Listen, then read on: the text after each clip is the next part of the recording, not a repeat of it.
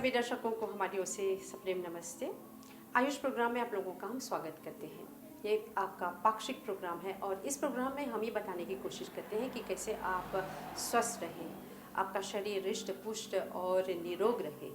इस प्रोग्राम के ज़रिए हम ये बताने की कोशिश करते हैं कि हमारे शरीर में जो 3 दोष है, वात पित्त कफ, उसको कैसे बैलेंस रखें।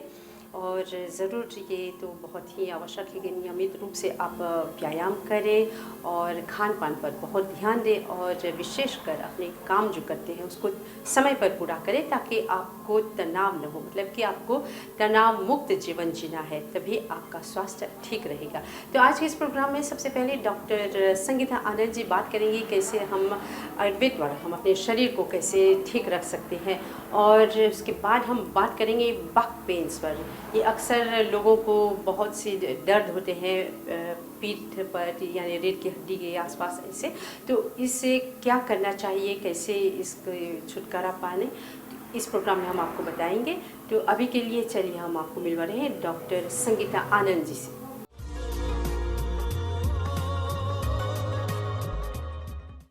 आयुर्वेद का जब भी हम लोग बात करते हैं, जिसमें आयु शब्द है, जिसको हम कहते हैं लाइफ, जो आयु की शब्द की जब परिभाषा की बात करते हैं उसमें एक श्लोक आता है। उसमें लिखते हैं कि शरीरेन्द्रिय सत्वात्मा संयोगे धारी जीवितम नित्यगश्च अनुबंधश्च पर्यायी आयुरुच्यते। इसका मतलब होता है जो एक संयोग जिसको कहते हैं यूनिटी ऑफ शरीर that is body, mind that is मन, और इंद्रिया दैट इज़ सेंस ऑर्गन्स, और आत्मा दैट इज़ सोल, जो इनकी सिर्फ संयोग ही नहीं, उसके साथ में उनके बीच में होने वाली डायलॉग जो निरंतर होता है, जिसको हम आयु कहते हैं। जो आयु का जो ये परिभाषा हम इसलिए बताना पड़ता है क्योंकि यही एक बेस है हमारे लाइफ के लिए, जो एक लाइफ ही हमारा बेस है। और आयुर्वेद एक ऐसी सिस्टम है जिसमें हमें लाइफस्टाइल के बारे में, दैट इज़ आपकी खान पान कैसे होनी चाहिए और आपकी जो लाइफस्टाइल कैसे होनी चाहिए, इसके बारे में हमें विश्लेषण रूप से हमें बताया जाता है।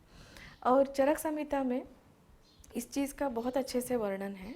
और आयुर्वेद में आपने देखा होगा, अभी अभी हमने हाल ही में कम्युनिकेबल डिसीज़, जो पैंडेमिक से हम गुजर चुके हैं, लेकिन एक और सिस्टम है, एक और डिसीज़ है, इसको कहते हैं नॉन कम्युनिकेबल डिसीज़, जिसमें न्यूरोनल प्लास्टिसिटी आती है और सर्वाइकल स्पॉन्डिलाइटिस है, डिस्क प्रोलैप्स है, and also there is coronal heart diseases हैं।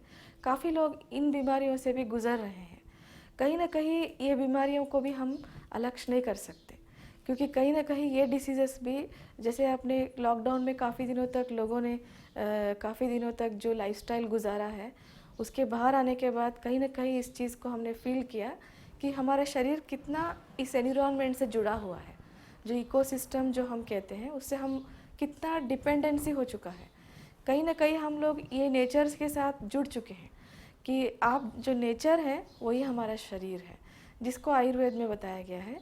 और इवन ये भी समझना ज़रूरी है कि किस तरह से हम अपने पर्यावरण को किस तरह से बैलेंस में रखें, उसी तरह शरीर में भी बैलेंस होना ज़रूरी है। जो ब्यूटी ऑफ आयुर्वेद है, जिसको कहते हैं हमारे आयुर्वेद की ब्यूटी यही है कि how to balance, the balance is the key of health. जो बैलेंस जो वर्ड होती है उसी को बारे में हम लोग आयुर्वेद में बताते हैं।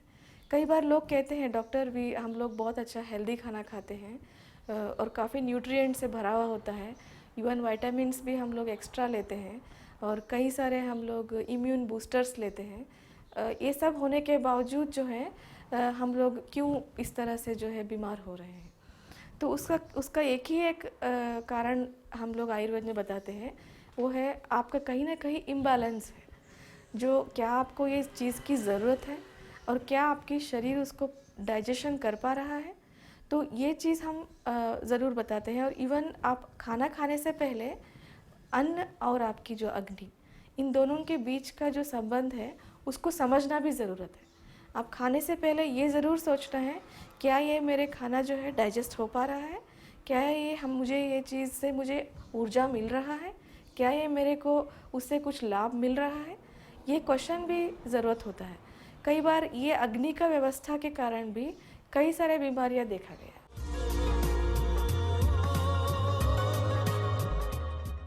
डॉक्टर विपल आनंद जी, हम ये जानना चाहेंगे कि जब हम बात करें बैक पेन पर, तो ये बैक पेन क्यों कैसे होती है? ये है हमारा स्पाइन का स्ट्रक्चर। एक कर्वेचर होता है, एक ऐसे नहीं कि नॉर्मल ऐसे सीधी बोन नहीं होती है, ऐसे हड्डी नहीं होती। और इसमें 33 बोन्स होती हैं, 33 और ये डिवाइडेड होता है चार रीजन्स में, और बेसिकली 5 में होता है, लेकिन जो 5वां रीजन है ये बिल्कुल नीचे में इस तरीके से बोलते हैं कॉसिक्स का रीजन होता है। तो let's come to the first part, इसको बोलते हैं सर्वाइकल। आपने बहुत सुना होगा, आमतौर पे भाषा में बोलते हैं सर्वाइकल पेन हो गया, तो वो आखिर क्या है? तो ये जो शुरू की 7 हड्डियां होती हैं, वर्टिब्रीज इसको बोलते हैं, वर्टिब्री, और इस पूरे स्ट्रक्चर को बोलते हैं वर्टिब्रल कॉलम। ये बहुत जानना जरूरी है। तो यहाँ पे क्या हुआ, 7 सर्वाइकल बोन्स होती हैं, और ये बोन ऐसे नहीं है कि सिर्फ एक बोन है। यहाँ अगर हम इसे थोड़ा जूम करें तो यहाँ ब्लू स्ट्रक्चर जो आपको दिख रहा है, ये होती है इंटरवर्टिब्रल डिस्क। ये डिस्क एक कुशन की तरह होती है, ये बहुत सॉफ्ट होती है, इसीलिए आप देखते हैं ना हमारे बैक में लचीलापन होता है, एक तरीके की फ्लेक्सिबिलिटी होती है। तो अगर हम इवोल्यूशन की बात करें तो एनिमल्स कैसे होते हैं, 4 पैर पे रहते हैं। हम कहते हैं हम ही एनिमल से ओरिजिन करके आए हैं, अब हम 2 पैर पे खड़े रहते हैं। तो नेचर ने हमें जब 2 पैर पे खड़े रहते हैं तो इस तरीके का स्ट्रक्चर दिया है बैक में। तो ये स्ट्रक्चर इस तरीके से कर्वेचर में रहता है। तो आगे जब हम बात करेंगे बैक के डिसऑर्डर्स की, तब मैं इस बारे में और डिटेल बताऊंगा। यहाँ पे मेरा सिर्फ फोकस ये है कि ये जानना कि पहली चीज़ तो ये हो गई, हमने ये जान लिया कि यहाँ पे कई सारे बोन्स होते हैं, यानी कि 33 बोन्स होते हैं। डिपेंडिंग ऑन द रीजन्स नाम दिए गए हैं, cervical, thoracic, lumbar, sacrum and cos x. तो ज़्यादातर जो प्रॉब्लम्स आती हैं बैक की, लंबर रीजन में आती हैं या सर्वाइकल रीजन में आती हैं, यानी कि नेक रीजन में आती हैं या लो बैक में आती हैं, जिसको हम लोग बोलते हैं अक्सर लो बैक पेन। तो ये होता है लंबर। स्ट्रक्चर इस तरीके से चलता है और डिस्क इसके बीच में होती है, और इसमें एक बड़ी सेंसिटिविटी की बात होती है कि बोन ही नहीं है सिर्फ, जैसे बाकी जगह पे तो फिर भी चलो थोड़ा हड्डी है, बोन्स हैं, लेकिन यहाँ पे एक बड़ी सेंसिटिविटी है कि ब्रेन का एक्सटेंशियल पार्ट है आपका स्पाइनल कॉर्ड, जो कि बिल्कुल बोन के अंदर से निकलता है। इस तरह एक स्पाइनल कैनाल होता है और कैनाल के अंदर से स्पाइनल कॉर्ड निकलती है। तो ये नर्वस सिस्टम का एक बहुत बड़ा पार्ट है। इसीलिए अगर बैक में कोई इंजरी होती है या बैक में कोई पेन होता है तो it can radiate to any part of the body.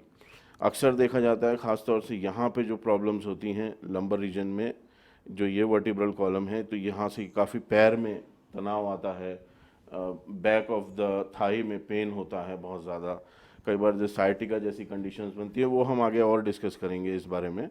लेकिन जो आपका प्रश्न है कि बैक पेन क्यों होता है, तो बैक पेन इसलिए होता है क्योंकि जो ये नॉर्मल कर्वेचर कहीं डिस्टर्ब हो जाए। तो अक्सर एक तो तनाव बहुत बड़ा कारण है इसका। मैं हमेशा ये मानता हूँ कि मानसिक तनाव अगर बहुत ज़्यादा है या शारीरिक तनाव ज़्यादा है या एक स्ट्रक्चरल चीज़ है, अक्सर देखा जाता है जो टैक्सी ड्राइवर्स होते हैं या साफ सिटिंग जॉब, जैसे कोई भी ऑफिस डेस्क जॉब होता है, तो इसमें प्रेशर बहुत पड़ता है। तो यहाँ क्या होता है, कई बार डिस्क जो है वो बल्ज हो जाती है या डिस्क प्रोट्रूशन हो जाता है, तो इस तरीके की तकलीफ़ें होती हैं। और भी बहुत सारी तकलीफ़ें होती हैं, कुछ जेनेटिक एबनॉर्मलिटीज़ होती हैं जो हम आगे के उसमें डिस्कस करेंगे। लेकिन यहाँ ये है कि बैक को समझने के बाद हम समझेंगे कि यहाँ पे इस तरीके से कोई भी तकलीफ़ इस बैक में होने से, या वो स्ट्रक्चरल एबनॉर्मलिटी हो या वो एक तरीके से एक्वायर्ड हो। एक्वायर्ड का मतलब यानी कि आप नॉर्मली थे, सब कुछ ठीक था, लेकिन लाइफस्टाइल की वजह से उसमें कुछ प्रॉब्लम्स आ गई। डॉक्टर विपुल आनंद जी, आप बताएं कि जो बैक पेन होते हैं वो कैसे होते हैं, क्या डिसऑर्डर्स होते हैं इसमें? देखिए, बैक पेन मैंने जैसे अभी बताया था कि बैक क्या होती है, कर्वेचर क्या होता है, तो इसी तरीके से अभी हम ये समझते हैं जो बैक पेन, तो वैसे एक मस्कुलर पेन भी होता है। मस्कुलर पेन क्या होता है कि आपका मसल मूवमेंट अगर ज़्यादा हो गया या स्टिफनेस की वजह से कहीं गलत तरीके से मूवमेंट हो गया, तो वो स्पाइन का प्रॉब्लम नहीं है। आप समझने की कोशिश कीजिए, स्पाइन यानी हड्डी जो हमने बताया ना, मेरुदंड या रीढ़ की हड्डी जिसको बोलते हैं, या वर्टिब्रल कॉलम जिसको बोलते हैं, आज हमारी चर्चा उसी पे चल रही है। लेकिन चूंकि एक तरीके का बैक पेन ये भी होता है, मस्कुलर पेन, तो वो मस्कुलर पेन क्या है, आपने पेन किलर लिया कुछ या कोई स्प्रे लगा लिया, वो ठीक हो जाता है। लेकिन अक्सर कई लोग क्या होता है, हमारे पास कई पेशेंट्स आते हैं इस तरीके के कि वो शुरुआती में ऐसे ही करते हैं। सब लोग शुरुआत में ये कि भाई हल्का सा पेन हुआ, कुछ ऊपर से ऑइंटमेंट लगा लिया या पेन किलर लिया, लेकिन जब वो ठीक नहीं होता तो इसका मतलब फिर शायद कहीं स्पाइन में प्रॉब्लम आ रहा है, यानी कि हड्डी में प्रॉब्लम आ रहा है। तो उसके लिए एक्सरेज कराए जाते हैं, आगे के एडवांस स्टेजेस में एमआरआईज भी होते हैं। तो अब ये जो प्रकार की बात चल रही है, तो सबसे ज़्यादा कॉमन मैंने देखा सर्वाइकल स्पॉन्डिलोसिस, एक तरीके का जो कॉमनेस्ट जो नेक पे प्रॉब्लम होती है, एक तरीके का वर्टिब्रल कॉलम में एक एंटीरियर उसका एक्सटेंशन हो जाता है वर्टिब्रा का, तो वो एक बहुत ही कॉमन प्रॉब्लम है। दूसरा एक प्रॉब्लम जो सबसे इम्पॉर्टेंट जो हम अभी डिस्कस करेंगे, डिस्क के अंदर प्रॉब्लम्स आती हैं, स्पाइनल डिस्क जो हम बोल रहे थे। जैसे कि हमने शुरू में पिछला जो डिमॉन्स्ट्रेशन किया था, तो उसी का एक्सटेंशन मैं अभी दिखाता हूँ, तो उससे और ज़्यादा समझ में आएगा कि ये जो दो बोन्स हैं, ये वर्टिब्रल बॉडी हैं, ये तो सारी बोन्स, जैसे अब इतना बड़ा स्ट्रक्चर था, कर्वेचर था, तो उसमें भी बोन्स इसी तरीके से अलाइंड होती हैं। तो ये अलाइनमेंट जो होता है बोन्स का, इसमें बीच में ये जो कुशन है, जो मैंने बताया था ब्लू कलर का जो ये कुशन होता है, ये इसके अंदर एक तरीके का सॉफ्ट टिश्यू है, ये बहुत सॉफ्ट टिश्यू, इसमें फ्लूइड भी होता है, काफ़ी सारी चीज़ें होती हैं। तो इसकी एबनॉर्मलिटीज शुरू हो जाती हैं, यानी कि या तो प्रेशर बहुत ज़्यादा पड़ गया दो बोन्स के ऊपर, तो ये स्क्वीज हो जाती है, कई बार इसमें टीयर हो जाता है, हर्निएशन बोलते हैं उसको। तो डिस्क हर्निएशन, डिस्क प्रोलैप्स या डिसलोकेशन ऑफ द डिस्क, यानी कि डिस्क बाहर आ जाती है, तो इससे फिर बड़ा सीवियर पेन होता है। और यहाँ एक बात और जानने वाली है कि इसके अंदर से, जैसे मैंने पहले भी बताया था, स्पाइनल कॉर्ड रन करती है। तो कोई भी फ्लूइड या कोई भी चीज़ एक्सटेंशन हो जाता है या स्पाइनल कॉर्ड को टच करती है या स्पाइनल कैनाल में एक तरीके का इन्फ्लेमेशन पैदा होता है, यानी कि नर्वाइन इन्वॉल्वमेंट शुरू हो जाता है। तो ऐसी भी कुछ तरीके की, जैसे हम एक बीमारी बोलते हैं, एक स्टेनोसिस बोलते हैं, स्पाइनल स्टेनोसिस, उसमें वो स्पाइन का जो स्पाइनल कॉर्ड है वो पूरा कैनाल ही जो है श्रिंक हो जाता है। तो degenerative disorders, age related disorders भी होते हैं। देखिए, हर चीज़ का एक सिस्टम होता है, व्यायाम करने का भी एक तरीका होता है, और उसके पीछे दो चीज़ें होनी चाहिए, प्रॉपर एक्सपर्टाइज होनी चाहिए। अगर आप कोई मूवमेंट करते हैं बॉडी का, अगर रॉन्ग मूवमेंट हो गया आपका कोई गलत तरीके से, क्योंकि बड़ी सेंसिटिव है, back is a very sensitive organ. Doctor ji, हमें बताएं कि आयुर्वेद में इसका क्या इलाज है, क्या ट्रीटमेंट है? पहले तो ये देखते हैं, क्योंकि जहाँ भी कहीं पेन होता है, आयुर्वेद में ये बताया गया है कि जहाँ भी कहीं कोई पेन है या दर्द है, तो वो दर्द के कारण को जानना बहुत ज़रूरी है। और हम ये मानते हैं कि दर्द जो है एक मैसेंजर है, एक तरीके का मैसेज देता है कि कहीं कोई प्रॉब्लम है। जैसे मैं आपको बताऊं कि कोई गर्म तवा है, गर्म तवे पे अगर आप हाथ रखेंगे तो आप हाथ हटा लेंगे। क्यों हटा लेंगे? इसलिए हटा लेंगे कि वहाँ दर्द और जलन महसूस होगी। तो ये जो महसूस होता है, ये जो पेन आता है, ये जो दर्द आता है, ये हमारी बॉडी की इंटेलिजेंस है, एक तरीके का इंटेलिजेंस है। वो हमको अलार्म करता है कि कहीं कोई गड़बड़ है। तो इसलिए अब जैसे पेन किलर्स हैं या कुछ भी ले लेते हैं, तो हम एक तरीके से उस इंटेलिजेंस को डिस्ट्रॉय करते हैं, लेकिन वो भी ज़रूरी होता है कुछ एक स्टेज के लिए। लेकिन अगर आप देखें कि बार बार पेन उठ रहा है, तो इसका मतलब बार बार आपकी बॉडी जो है बता रही है कि कहीं कोई गड़बड़ है, डिसबैलेंस है। अगर हम आयुर्वेद के सिद्धांत पे जाते हैं तो वात दोष की बात आती है हमेशा। वात जो है एक तरीके का डीजनरेटिव, अगर इस तरीके से बढ़ जाए, वात की वृद्धि हो जाए, तो डीजनरेशन चालू होता है, हड्डियों को सुखाता है, एजिंग प्रोसेस बढ़ा देता है, शुष्क करता है। वात का गुण क्या है? सुखाता है। तो जो फ्लूइडिटी है बॉडी के अंदर, जो फ्लेक्सिबिलिटी है, जो ल्यूब्रिकेशन है, वो ख़त्म हो जाता है। तो इसलिए सबसे बड़ी चीज़ तो तेल का प्रयोग आ जाता है, ऑयल्स का प्रयोग जो हम करते हैं ना, तेलों का प्रयोग करते हैं। तो वो, हाँ, तो एक मसाज वर्ड बोलें या उसका एक एप्लीकेशन बोलें, तो इससे क्या होता है, अगर आप एक तरीके से, और वो भी उसमें वात शामक द्रव्य होते हैं। तेल, आयुर्वेद में जो तेल होते हैं ऐसे नहीं होते कि सिर्फ एक कोई तेल हो गया। अक्सर जो है बेस ऑयल लिया जाता है, या तो तिल का तेल होता है या कोकोनट ऑयल होता है। तो इसमें फिर बहुत सारे औषधियों को पका के अनेक महत्वपूर्ण तेल बनाए जाते हैं, जिसमें मैं अगर कुछ नाम लूँ तो कुट्टम चुकादी तेल है, महानारायण तेल है, धन्वंतरम है, महाविषगर्भ है, महामाश है। तो इन सब की अपनी अपनी प्रॉपर्टीज़ होती हैं और वो डॉक्टर जानता है कि कौन सा तेल किस पेशेंट पे इस्तेमाल करना है। ये बहुत टेक्निकल है, मैं इसी चीज़ को हमेशा बोलता हूँ।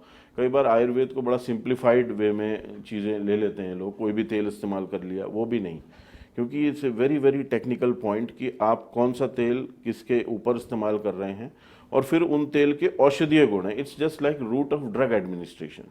जैसे अलग अलग रूट होते हैं ना, मुंह से दवाई खाते हैं या इंजेक्शन लगाते हैं, एक होता है ना रूट ऑफ ड्रग एडमिनिस्ट्रेशन। तो मैं हमेशा कहता हूँ कि आयुर्वेद का जो एक्सटर्नल उपयोग है, मसाज जिसको बोल दें या क्या बोल दें, तो वो सिर्फ केवल मालिश नहीं है, वो हम एक ड्रग को आपके शरीर में एक तरीके से भेज रहे हैं उसको ट्रीट करने के लिए। हमारे यहाँ एक थेरेपी होती है जो लो बैक या स्पाइन की प्रॉब्लम्स होती हैं, उसको कटी बस्ती बोलते हैं। कटी शब्द जो होता है वो लो बैक से आता है और आयुर्वेद में ये बताया गया है कि पक्वाशय यानी कि नीचे का जो पोर्शन है वो वात का स्थान है, तो वहाँ पे वात विशिएट हो जाता है, बढ़ जाता है। किससे होता है? बहुत छोटी छोटी बातें बताता हूँ। आपने कॉन्स्टिपेशन को इग्नोर कर दिया, कब्जियत है नहीं, उसको ध्यान नहीं दे रहे, तो वात भी 5 प्रकार का बताया गया है, प्राण, उदान, समान, व्यान, अपान। इसमें जो अपान वात होता है वो नीचे की वायु होती है, नीचे एक वायु का जो फ्लो अपान वात का होना चाहिए वो नीचे होना चाहिए, वो किसी भी कारण से ऑब्स्ट्रक्ट हो जाता है। तो जब वो ऑब्स्ट्रक्ट होगा तो वायु वहीं रह जाएगी, वो ट्रैप हो जाएगी, तो वहाँ पे शुष्कता पैदा करेगी, ड्राइनेस पैदा करेगी, डीजनरेशन करेगी और उससे क्या होगा, ये एबनॉर्मलिटीज़ होती हैं। तो इन फैक्टर्स का, यानी कि जब हम एक ट्रीटमेंट करते हैं पेशेंट का, तो केवल ये नहीं देखते कि सिर्फ जैसे अभी मैं इस बारे में डिटेल में बताऊंगा कि कटी बस्ती करते हैं, लेकिन साथ में ये भी देखते हैं कि वात का इम्बैलेंस कितना, नाड़ी से पूरा चेकअप किया जाता है उनका और उससे ये पता लगाया जाता है कि किस दोष की कहाँ एबनॉर्मलिटीज़ हो रही हैं और क्या कारण है, उसका रूट हम जान रहे हैं, रूट कहाँ है। कि ठीक है, हम बात करते हैं कि हमारा पोस्चर गलत हो गया, तो ऐसा नहीं है, बहुत लोग पोस्चर का फिर भी उनको प्रॉब्लम नहीं होती, क्योंकि उनके अंदर से जो एक बैलेंस है वो बॉडी में बना हुआ है। अभी हम कटी बस्ती जो चिकित्सा है जो बैक पेन के लिए काफ़ी हम यूज़ करते हैं और उस ट्रीटमेंट के बारे में आज हम लोग आपको डेमोन्स्ट्रेट करेंगे। हमारे पास हर्षना है, सो इसको भी थोड़ा बैक पेन के लिए यहाँ पर ट्रीटमेंट लेने आई है, तो हम लोग यहाँ पे इसको ट्रीटमेंट देंगे। हमारा थेरेपिस्ट है युश्रीन, वो परफॉर्म करेगी। इस चिकित्सा के लिए जो अभी कटी बस्ती का चिकित्सा के लिए हमने जो सामान यहाँ पर बनाया गया है, जो डो है, जो ब्लैक ग्राम फ्लोर है और इसका जो ऑयल होते हैं, जो मेडिकेटेड ऑयल हमने वार्म किया है and the temperature should be up to 50 degree. जो warmth of the oil should be very very important, क्योंकि ये जो प्रक्रिया है ये एक तरीके का स्वेदन चिकित्सा है। एक तरीके से हम हीट देते हैं जो एग्जैक्ट जो लोकेशन होती है जिस पेशेंट का, जो लंबर रीजन में या कोई भी सैक्रल रीजन में। अभी हमने जो कटी बस्ती जो डो था, एग्जैक्टली जो पेशेंट का जो पेन रहती है, जो अकॉर्डिंग टू देयर स्कैन देखने के बाद जहाँ पे उनकी डिफॉर्मिटी रहती है, उसी जगह पर हम लोग ये कटी बस्ती का डो डालते हैं। तो इसीलिए इसमें हमेशा थेरेपिस्ट के साथ में डॉक्टर का होना बहुत ज़रूरी है, क्योंकि कई बार ये जो डो डालते हैं ये एग्जैक्ट प्लेस में होना चाहिए जहाँ पे पेशेंट का डिफॉर्मिटी है। तो we have to see exactly कौन से वर्टेब्रा में उनको तकलीफ़ है। अभी जो मेडिकेटेड ऑयल है, according to the disease wise हम अलग अलग ऑयल्स लेते हैं, तो ये ऑयल हम लोग वार्म किए गए हैं। The temperature of the oil is very important, क्योंकि ये ट्रीटमेंट का मुख्य उद्देश्य है कि हम स्पाइनल ये जो रीजन है इसमें हम हीट दे रहे हैं, तो इसीलिए इसका टेम्परेचर हमेशा 50 डिग्री सेंटीग्रेड हम लोग मेजर करते हैं। अभी वो उस पे डालते हैं हम लोग। ये ऑयल डालने के बाद हम थोड़ा सा उस पे मसाज करते हैं, लेकिन प्रेशर बहुत लाइट प्रेशर यूज़ करते हैं मसाज के लिए, ज़्यादा प्रेशर हम नहीं देते हैं। अभी हमने जिस तरह से अभी मसाज कर रहे हैं, ये 25 मिनट्स तक हमने किया है। अब हम ऑयल को निकाल देते हैं।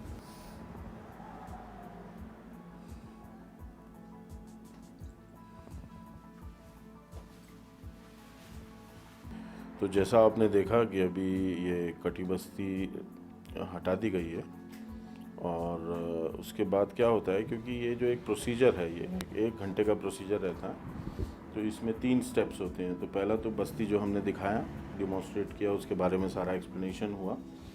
और अब क्या होता है, क्योंकि स्टिफनेस होती है बैक में, और ऑयल का जैसे मैंने बताया था कि हमेशा मैं बात भी करता हूँ इस बारे में कि जो ऑयल्स होते हैं वो बहुत स्पेसिफिक होते हैं, आयुर्वेद के जो ऑयल्स होते हैं, तो इनका जो एप्लीकेशन है वो ज़रूरी है विद स्पेसिफिक मूवमेंट्स। और जो थेरेपिस्ट होते हैं उनको पूरी नॉलेज होती है स्पाइन के बारे में। और ये एक हीटेड थेरेपी है। इसमें भी जो है, इसमें 2 चीज़ें होती हैं साथ में। एक तो जो टॉक्सिन्स होते हैं हीट के द्वारा पोर्स ओपन होते हैं और वो बाहर निकलते हैं, क्योंकि एक स्वेटिंग पैदा करता है, जिसे हम स्वेदन क्रिया बोलते हैं। आयुर्वेद में स्नेहन और स्वेदन 2 चीज़ें बोली जाती हैं आयुर्वेद में। स्नेहन का मतलब होता है कि ऑयल का एप्लीकेशन, और स्वेदन का मतलब होता है फोमेंटेशन, यानी कि आप जो है पोर्स को ओपन करके उसके हीट द्वारा उसके जो एक तरीके से टॉक्सिन्स होते हैं वो बाहर आते हैं। और वात का शमन होता है। वात औषधि जो होते हैं जो इसके अंदर, वो वात शामक होते हैं, यानी कि पैसिफाइंग द वात, जो हम बात करते हैं हमेशा, जो स्टिफनेस पैदा करता है, तो एक तरीके का रिलीज़ करेगा। और कंप्रेशन होगा। कंप्रेशन से डिस्क के जो कंप्रेशन, मतलब जैसे डिस्क जो है वो बल्ज हो रहा है या इस तरीके की जो तकलीफ़, जो हम स्पाइन की तकलीफ़ है, उसमें भी आराम मिलता है। मस्कुलर स्टिफनेस में भी आराम मिलता है। और ये एक इंटीग्रल पार्ट है। कटी बस्ती जब हम शब्द बोलते हैं तो उसमें ये तीनों ही चीज़ें होती हैं, इसीलिए ये 1 घंटे का प्रोसीजर कहलाता है। तो ये बहुत ज़रूरी है कि इसको फिनिश इसी से किया जाए, कि हीट से। और इसमें टेम्परेचर का बहुत ध्यान रखना चाहिए, इसीलिए एक्सपर्टाइज की ज़रूरत होती है। हर एक की स्किन अलग अलग होती है, हर एक की टॉलरेंस अलग अलग होती है। तो थेरेपिस्ट हमेशा जो है पूछ लेते हैं कि किसको कितना सेंसिटिविटी है, और डॉक्टर्स भी जो हैं वो उनको प्रिस्क्राइब करके देते हैं कि भाई ये इस पेशेंट को इस तरीके से थेरेपी करना है। तो उस हिसाब से ये पोटली का जो एक डिमॉन्स्ट्रेशन दिखा रहे हैं, इनके स्पेसिफिक मूवमेंट्स होते हैं। उन मूवमेंट से उसमें एक तरीके का जो गर्मी प्रदान की जाती है वो होती है, जैसा कि आप देख रहे हैं इसको। डॉक्टर जी, हम देखते हैं यहाँ हमारे देश में बहुत से लोग मसाज करते हैं और इनको पूरी तरह से जो होलिस्टिक नॉलेज नहीं है, तो ऐसे में आप क्या बताएंगे कि जो लोग जाना चाहते हैं किसी के पास मसाज करना, या इसमें डॉक्टर की देख रेख होना ज़रूरी है ना?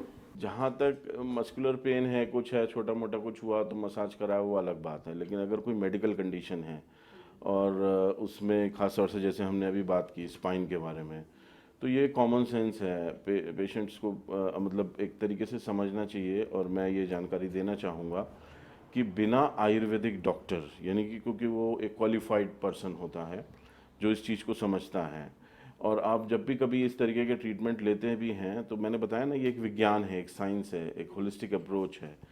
तो अनाड़ी के हाथ में अगर आप जाएंगे तो वो क्या, वो तो एक तरीके का, मैं आपको सच बताऊं तो आयुर्वेद में ये थोड़ा होता है कि मीन्स ऑफ अर्निंग बन जाता है। तो कहीं से सीख लिया, कहीं ऐसी जगहों पे कहीं काम कर लिया, और फिर उसको एज ए अर्निंग सोर्स बना देते। तो वो पेशेंट को ट्रीटमेंट करना उसके पीछे उद्देश्य नहीं होता, क्योंकि वो व्यक्ति जो यही नहीं जानता कि कितने बोन्स हैं, क्या इंटरवर्टिब्रल डिस्क होता है, कैसे सीटी स्कैन पढ़ा जाता है, कैसे एक्सरे दिया जाता है, तो ये डॉक्टर नहीं है। तो जब डॉक्टर नहीं है तो ये वही वाली बात हो गई कि नर्स थोड़ी पेशेंट को ट्रीट कर सकती है। नर्स एडमिनिस्टर कर सकती है, इंस्ट्रक्शन ले सकती है कि भाई डॉक्टर बताएगा ये दवाई देनी है, इतने बजे लेनी है, इतने टाइम पे लेनी है।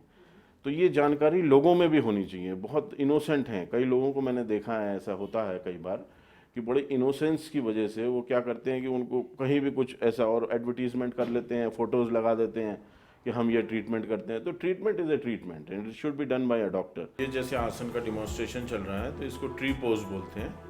और ट्री पोज यानी वृक्ष, देखते हैं ना जैसे वृक्ष खड़ा रहता है तन के एकदम जैसे स्ट्रेट। तो बैक के पोस्चर को स्ट्रेट कैसे किया जाए और अपनी बॉडी को फर्म कैसे किया जाए, इसके लिए योगा में ये भी कहा जाता है कि इससे आपका जो मन है वो भी फर्म होता है, कॉन्फिडेंस आता है। तो ये एक बहुत महत्वपूर्ण आसन है। और बैक में भी अब एक तरीके का पोस्चरल जो स्टार्ट है, अगर आप करते हैं कोई बैक की एक्सरसाइज, तो इसमें योगा का ट्री पोज जो है बहुत महत्वपूर्ण है। ये जो दूसरा देख रहे हैं ये अति महत्वपूर्ण आसन है, इसको हम बोलते हैं भुजंग आसन। भुजंग जैसे स्नेक होता है ना, भुजंग मतलब स्नेक, सर्प, इसको कोबरा पोज भी कहा जाता है। तो ये क्या है कि अक्सर मैं हमेशा समझाता हूँ, जैसे आप देख रहे हैं कि कैसे बेंडिंग ऊपर हो रही है, जैसे ये बैक को ऊपर ले जा रहे हैं, यानी बैक का बैकवर्ड मूवमेंट हो रहा है। हम अक्सर जो है अपनी बैक को सिर्फ फॉरवर्ड मूव करते हैं, बैक मूव नहीं करते, तो एक बैलेंस क्रिएट नहीं होता, हमेशा प्रेशर जो है सामने की तरफ रहता है। तो इसमें जो है बैक को हम पीछे की तरफ ले जा रहे हैं, एक तरीके से लचीलापन ऊपर, जैसे कि सांप जो है, जो सर्प होता है, जिस तरीके से कोबरा पोज बनता है, आपने देखा होगा कोबरा जब अपना फन फैलाता है तो किस तरीके से अपने उसको उठाता है फन को। तो इसी तरीके से ये कहा जाता है कि इससे बहुत अच्छी फ्लेक्सिबिलिटी बनती है बैक की। लेकिन यहाँ मैं एक ही चीज़ जोड़ना चाहूँगा कि अगर आपको बैक पेन है पहले से और ज़्यादा तंग कर रहा है तो पहले परामर्श लें और फिर इस आसन को करें। अब ये जो एक आसन देख रहे हैं इसको हम बोलते हैं मत्स्य आसन, यानी कि फिश पोज, जैसे मछली होती है ना, फिश जिसे कहते हैं। तो ये भी एक तरीके से वही चीज़ है, लेकिन उसको करने का एक दूसरा तरीका है। और इसमें भी आप देखेंगे कि जिस तरीके से ये लिफ्ट हुआ बैक और एक तरीके का कर्वेचर बना और ऊपर की तरफ, तो ये बैक का कर्वेचर बैक की तरफ गया है, यानी कि उल्टी तरफ गया। हम हमेशा जैसे फॉरवर्ड बेंडिंग करते हैं तो यहाँ भी इस तरीके से बैकवर्ड बेंडिंग हो रही है। तो खास तौर से ये मत्स्य आसन और भुजंग आसन, ये दो आसन अति महत्वपूर्ण हैं आपके ये लो बैक की प्रॉब्लम्स, जितनी भी बैक के पेन्स होते हैं उसको ठीक करने के लिए। लेकिन यहाँ मैं फिर से जोड़ना चाहूँगा इस बात को कि अगर आपको ज़्यादा तकलीफ़ है, ये एक तरीके से प्रिवेंशन ज़्यादा है। मैं हमेशा ये बात हमेशा बोलता हूँ कि जैसे आप अपने चाहते हैं कि फ़िटनेस है, बैक हमारी ठीक रहे, तो एज ए प्रिकॉशन आप कर सकते हैं। लेकिन अगर बहुत ज़्यादा मेजर प्रॉब्लम होती है तो परामर्श के बाद कर सकते हैं। तो यहाँ पर हम समाप्त करें आयुष प्रोग्राम। बस हम इतना कहेंगे, आप अपने स्वास्थ्य की देखभाल अच्छी तरह से करें, क्योंकि हेल्थ है तो वेल्थ है, जान है तो जहान है। तो यहाँ पर हम डॉक्टर संगीता आनंद और डॉक्टर विपुल आनंद को बहुत धन्यवाद देते हैं। एक और प्रोग्राम लेकर हम फिर मिलेंगे। हमारी ओर से नमस्ते।